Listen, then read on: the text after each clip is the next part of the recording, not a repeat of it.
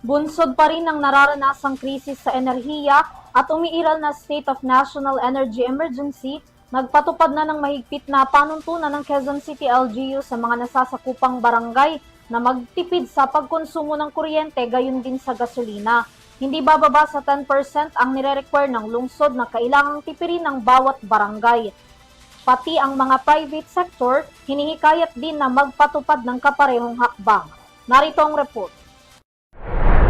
Kasunod ng patuloy na kawalan ng kasiguraduhan sa krisis sa enerhiya, dulot ng hindi tiyak na pandaigdigang supply ng langis at masakit sa ulong taas presyo pa rin ng produktong petrolyo, ilang hakbang ang ginagawa ng mga lokal na pamahalaan sa bansa para makatipid sa paggamit ng enerhiya at gasolina. Isa rito ang pamahalang lungsod ng Quezon na naglabas ng isang memorandum circular na mahigpit nag-uutos sa 146 na barangay sa lungsod na bawasan ang kanilang buwanang konsumo sa kuryente at paggamit ng gasolina nang hindi bababa sa 10%. Sa bisa ng kautusan, kinakailangang sundin ng mga barangay ang energy-saving measures na nakasaad sa memorandum.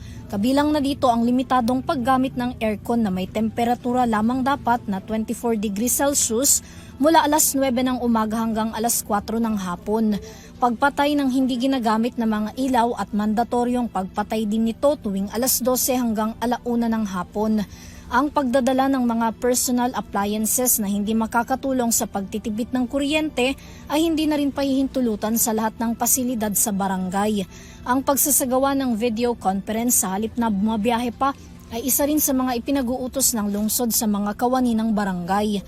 Ayon kay Quezon City Mayor Joy Belmonte, mabisang paraan ito para makatulong na makatipid sa paggamit ng enerhiya na sisigurado sa tuloy-tuloy na supply sa buong bansa sa kabila ng pangamba sa krisis.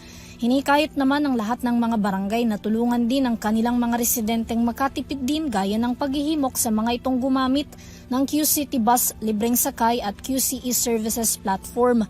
Bukod sa memorandum ng lungsod, isang executive order din ang inilabas ng QCLGU na nananawagan naman sa mga business establishment at civil society organization na magpatupad din ng mga kaparehong hakbang bilang pagtalima sa energy saving practices sa buong lungsod.